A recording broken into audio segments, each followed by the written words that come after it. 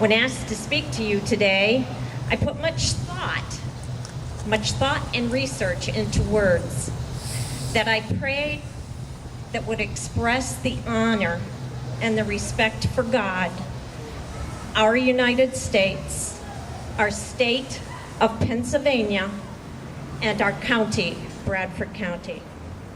Again, it is my privilege to address you as a veteran of the Captain Army Nurse Corps. I would like to reflect and salute those who have been drafted or those who have chosen the military life, both past and present. Collectively, the strength, the dedication, the sweat and tears, all given in defense of the Constitution as written by our forefathers of this, our country, United States of America. My title as a USA military veteran will ever be part of my identity, as is our flag. As is our flag, forever a symbol of the freedom and the sacrifices made for the unity of states, fought for with the blood of many. I cannot tell you the tremendous uplifting experience of liberation it is to see an American flag fly in all its glory after you've been in a foreign country under threat. After that experience, I will never look at our flag the same. But I would be remiss to not to tell you, that many military, including myself, have endured physical, emotional, and spiritual persecution and humiliation from those who do not view our flag and military association in a positive respect. Each United States military servant looks at these experiences with thoughts and actions in their own way, but I choose to continue to be proud of USA. Now let me refocus your thoughts to other conflicts. Since the beginning of man in conflict, it has been evident and recorded in history between Cain and Abel. Since then, hidden or openly displayed, man has found something to fight for and has enlisted support for his efforts. The support behind the warrior is that which may have made a strong difference in the successful stand and conquer or the fall of defeat. It is my desire to bring to the forefront of your mind that our country's wars and involvements in conflict is controlled by our president and the Department of Defense system. Historically, experience have proven to them the needs for an organized physical, mental, and spiritual support system for those men and women committed to defend the Constitution of the United States of America, and to those countries who stand in our allegiance. The nurses, the doctors, dentists, dietitians, pharmacists, and chaplains, physical therapists, material supply, and more that are much more too many to name, all embrace the belief that the human body, mind, and spirit are all interconnected to form a holistic human creation that must be properly supported or repaired to function at its full potential. Today, our celebration is to honor the U.S. military nurses whose mission is just to do that. Nurses have supported soldiers since the beginning of all conflicts and will continue as long as there's a human involved in physical, mental, or spiritual warfare in our defense. A military nurse knows her job focus. It is to support and return soldiers back to duty, or to comfort and support quality life to those injured, disabled, or aging. Historically, whether known as nurses, Sisters of Christian Charity, volunteers of the Red Cross, medics, WACs, WAVES, American Nightingales, or an angel of the battlefield, they all pledged themselves to support the indivisible, to defend this country for which it stands under God, indivisible, for liberty and justice for all. Continuing to look in the far past of our military conflicts and wars, I have found mostly women served as the nurses, the compassionate helpers to their boys and men, even water bearers to the soldiers on the field, and were cooks and laundresses. Even to the extent women disguised themselves as men in order to be supportive of the military. Now, don't think that I'm here on a feminine rally or about to declare a great speech. Remember that during the first time in the far history of our first conflicts, all men carried the dominant role, fighting and carrying those heavy weapons back then. That was the culture of the time. Those primitive nursing supports were regarded as women doing what they do best and what they should do. When I refer to that time in history, not only were they treated poorly, without respect, but they also did not receive any honor for their military service. Even though the public recognition was not there back then, I pray that there was a sense of appreciation from each soldier's eye, or a soft thank you as they drank from the cup of water or had their dressings changed. Now also remember, in those days, only highly privileged women were formally educated in medicine. When permitted, they passed down and demonstrated their knowledge to other women and aides that we would now call on-the-job training.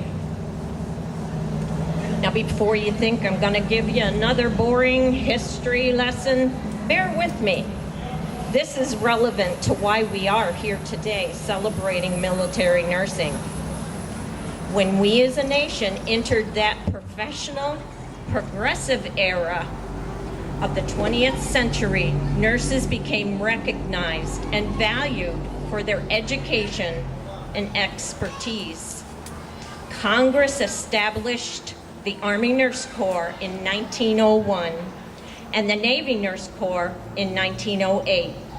Nurses became actively trained in the soldiering skills of defense and military preparedness. They were given their first military uniform, a feminine version resembling that of a male uniform. By World War I, 1914 through 1918, 20,000 nurses, all still women, were recruited for the military and the Navy duty in 58 military hospitals. Also, 5,400 women enrolled into the Army's new School of Nursing. Phew, that was a lot of time, but time went on, and I will too.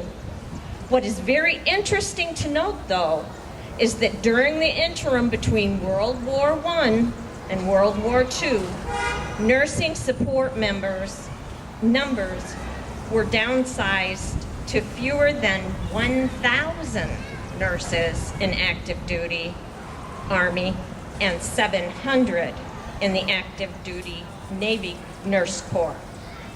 But the good news is that a new military design was formed during that time, the reserves.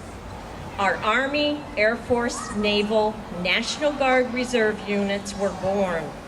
Soldiers and support services who trained part-time but stayed prepared while still remaining a civilian.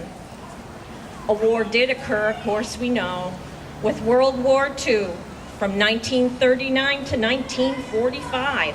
That's a long time. Nurses were recruited and reserves were activated, and they were all called to active duty. Only this event, the military had granted recognition to the school in the expertise of nursing by making nurses a commissioned officer, and that's where we are today. Today, we also welcome males into the nursing forces. There are many males on active duty and in the reserve forces. The uniforms, the numbers, they may all change, but we are still recognized as a vital support to our force. Also, I would like to give recognition to the unified commitment of those nurses, stateside and deployed, to our peacekeeping bases in allied locations around the world. Today, we do want to bring our thanks and honor to the Bradford County World War II veteran nurse. We thank you, Grace Bell. You have survived to share this celebration with us.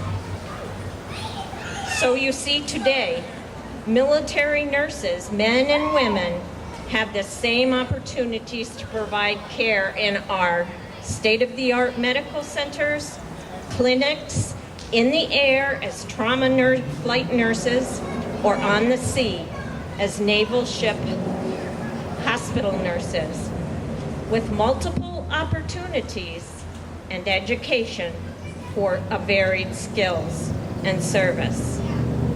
Now, before I close, what would a military speech be without a war story or two?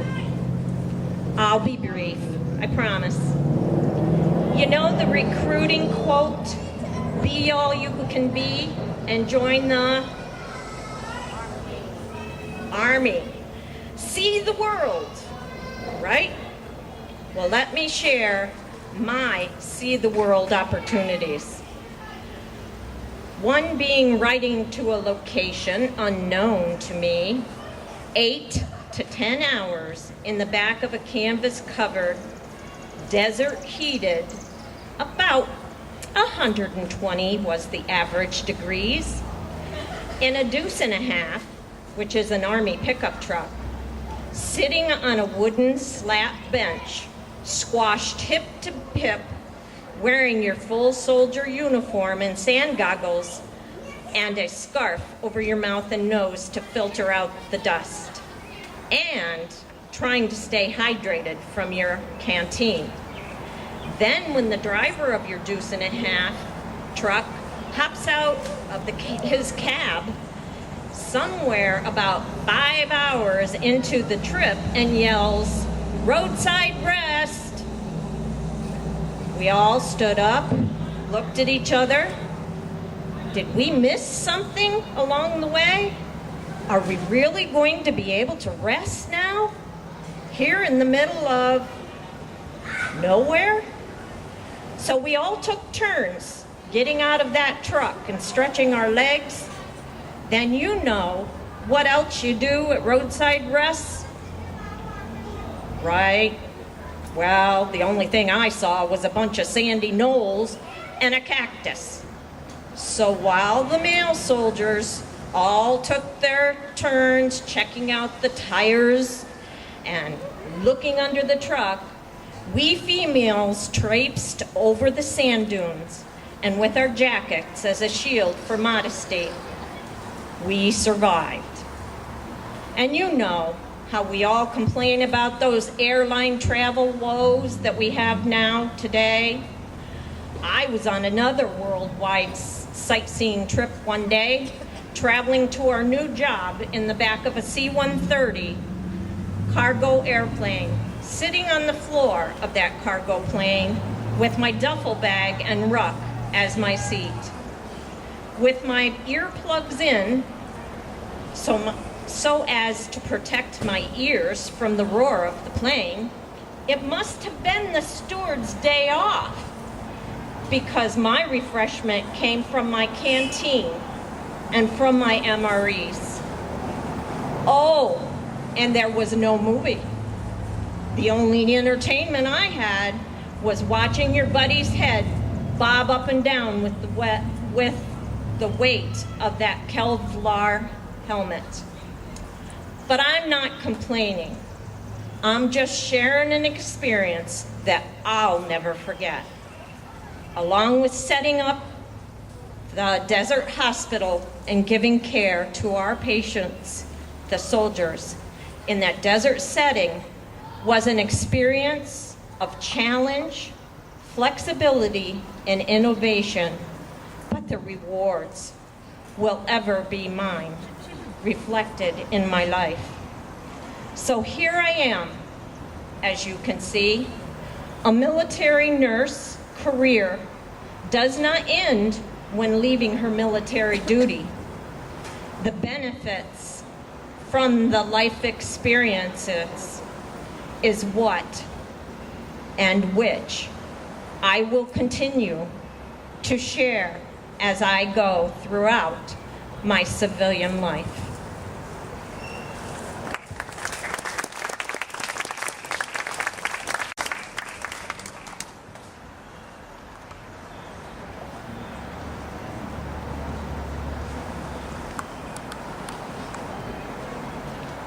Very well said, Pat. Thank you. And how about a special round of applause for Pat and Grace and all the military nurses. Glad they're finally getting their true recognition they deserve.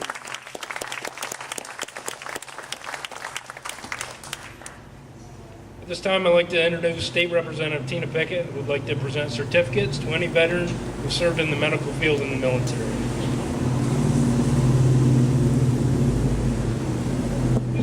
Thank you very much. A real honor and a privilege to be here tonight. And certainly Pat gave us a little bit of the picture of the strength of the heart and mind of a military nurse or anybody serving in the military medical field. And we had the opportunity this past week to read some details about Grace Bell's story. I really enjoyed it so very much, the stories that were published about her. And also, there was a young man in the news this week that we were able to read about, who was a younger medic that was just recently wounded, I think about 6 weeks ago, maybe something like that, lost both legs. And the thing that Grace can tell us about, the things that Bonnie Quinn can tell us about, who's here with us tonight, who's also a longtime nurse, and the things that young medic mentioned were that you're there to take care of the people that are around you. That's your goal. And no matter what's going on with the war that you're involved in, you're going forth to save people. You're in as much of a harm's way as anyone, but sometimes we forget to remember that. And the young medic spoke about the fact that he had gone forth to save, he and his team, a couple of team members, had gone forth to save someone they knew was wounded. They didn't know where he was, but they were going to get him. And that was their goal. They went forth. They went into the line of danger even further, and an IED went off, and he ended up losing both legs and having a lot of other wounds. So those are the kinds of people that we're here to honor tonight. And we search for so many ways to say thank you to people that have served. A good friend of mine recently said, you maybe just need to say thank you and say it often. And so we look for ways to do that. You think about the banners that are here on the streets in Towanda. You think about the other services and ceremonies that we have.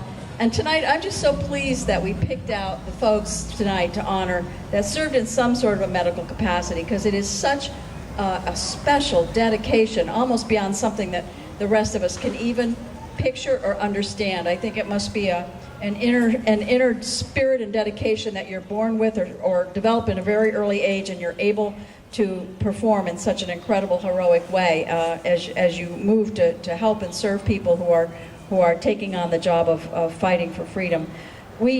I don't know how many people are here tonight in our audience that have served. I know some of you, and we do have some certificates, and I probably am going to ask Ben to help me deliver some of these, and I'm going to read you what this one says. It says, the Pennsylvania House of Representatives gives this certificate of recognition to an American military nurse on behalf of the Pennsylvania House of Representatives.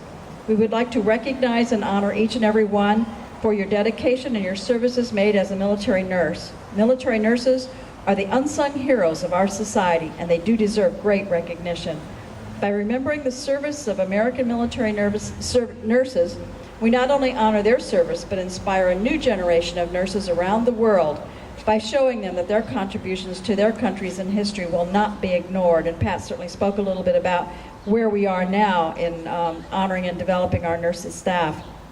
This certificate is a symbol of remembrance of your career as a nurse, your service in the military, and your dedication to your patients. So, Ben, if you would, I'd like you to deliver this one to Grace Bell. And wasn't Ben good tonight? Wasn't he really good? I mean, that was just fantastic. It really was. And Ben, don't take too long, but I need you to come right back. I know Grace is a very special lady, but give her a kiss and a hug, and here we go, because we got another special lady that I do know that is out there, and that is Bonnie Quinn. And Bonnie is right back there in the 1, 2, 3, 4, 5th row with her hand up. She came all the way from Tunkhannock tonight.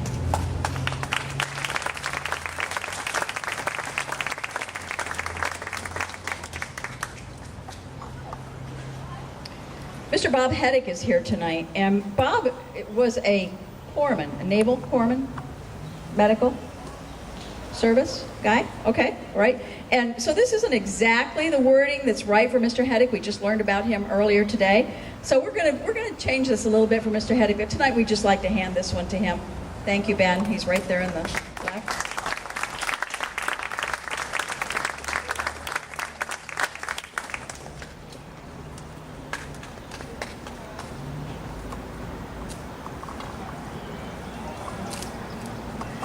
And of course, this is for our special lady of the night who gave us so much background and information. It was very, very interesting, Pat Zeidner. Thank you, Pat. Thank you for everything. These things are so wonderful because we get to know so much more about people that are here with us, and we see them and know them, and wow, we realize what their background is. It's just so special. Pat's already where she could write a book, and Bonnie and Grace certainly could write books. Now, Ben, do we know if there are any other people in the audience tonight who had medical service in the military? If you're out there, would you just raise your hand if there's anybody else out there? We do know of a doctor in our town, and I don't think he's here. Dr. Larry Tama served as a doctor in the military, and we have something for him that we'll be sure to get to him. And if there's no one else here tonight, what we would like you to do is to make sure that if you know someone, you get their name to us. And if you want to have them do it, if you want to say to them, please either call Ben. You know where to find Ben. He's easy to find, right over there in the corner, Ben Franklin. And my office is just down the street, Representative Pickett's office, and we'll be glad to make sure that we do something special for you too, to make sure that we say, as my friend said, we say thank you. Thank you so very much. Thank you, Ben.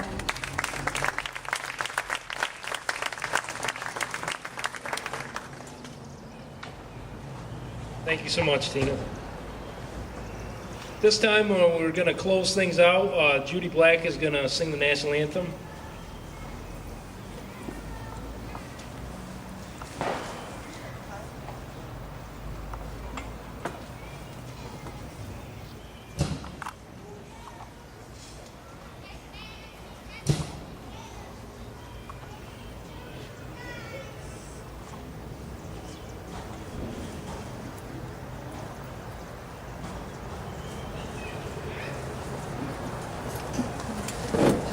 Oh, say, can you see by the dawn's early light what so proudly we hailed at the twilight's last gleaming, whose broad stripes and bright stars through the perilous fight o'er the ramparts we watched were